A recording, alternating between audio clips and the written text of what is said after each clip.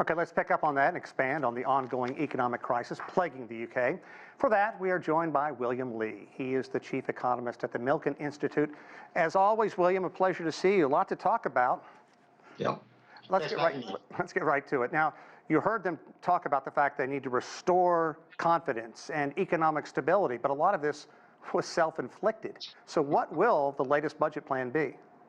It's really sad to see how the Truss government had squandered so much of their preparatory time to prepare a decent budget and come out with plans that just had no confidence of the marketplace, and for them to have to put in watchdogs to assure that their future moves will be approved by the market and private sector is a sad state about government. So where can they go next? They have to go back to a much more traditional budget where they no longer can rely on the Reaganomics and lower tax rate theories that they hoped would spur growth in the United Kingdom. And let's also remember how Truss came into office as well. It was hardly a very seamless process. So one of the next steps that they're going to be working on is to improve the approval implementation process. What do you think that's going to mean for her? Well, I don't know about Prime Minister Truss. I suspect she won't be around for much longer, and they will probably have to have new leadership. Jeremy Hunt has placed himself in a prime position to do some of that leading, but the Tory party has been in such disarray, it's really hard to tell. But one thing that's for sure is that they have to remain within a feasible budget where there's no doubt that their debt levels will be sustainable. And with rising interest rates, you cannot have a lot of unfunded deficits, and especially relying on the bond markets with the higher and higher interest rates that the Bank of England is putting in place to fight inflation. So next steps will be to restore the confidence in the government's ability to have a decent budget that is acceptable to the marketplace, but also to be able to do its job in trying to help the poor survive the very high energy prices that they're facing.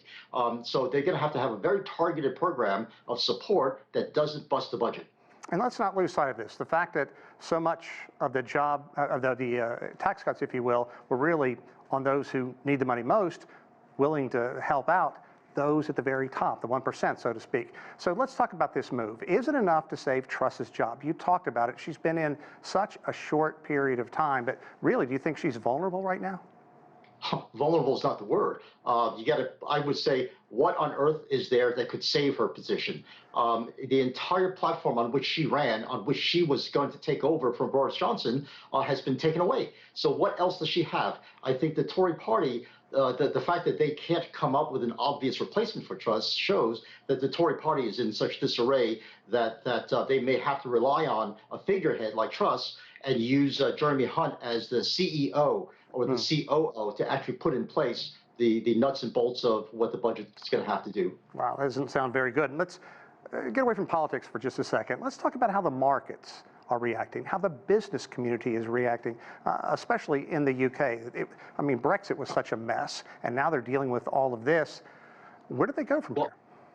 That's a great point, Sean, and that's something that I think that we're forgetting. The UK economy really wasn't doing that badly. It grew at over 7% in 2021, about 3.5% for most of this year, and because of the huge energy shocks, it's likely they'll go into a recession into next year. So a lot of the demise of the UK economy is coming from external shocks. And if they really had their act together, they would be able to weather this quite nicely. But the fact that the government came out with a program that was completely opposite of what the Bank of England wanted to do in fighting inflation, that's where the conflict was. So these are completely self-inflicted wounds on the political side, and less so on the economic side. The private sector is doing quite well, or can do quite well, if there was the proper support put in place to get over this energy shock that they're experiencing along with the rest of continental Europe. Yeah, but the energy shock doesn't appear to be going anywhere, considering what's going on in Ukraine, the fact that Russia, as well as the OPEC nations, are getting together, and they're going to make things more difficult for people who need to import fossil fuels. So what is next for the UK economy?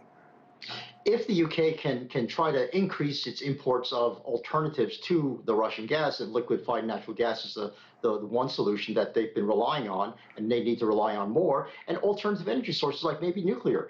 So I think the expanding the portfolio, sort of setting back the green agenda a little bit, to be able to survive this war crisis that they're facing would be a reasonable way to proceed, and let the relatively strong UK economy revive itself. Right now, as I said, it has fallen from 7 to 3.5 to less than 1% growth. That decline is purely supply side driven. Yeah, you know, William, you really touched upon one thing. We want to bring you back again soon to talk about it. That's the fact there's nothing on the horizon that really seems rosy for the UK, but that's for another time. Our thanks to William Lee, as always. We appreciate it. Thanks for having me.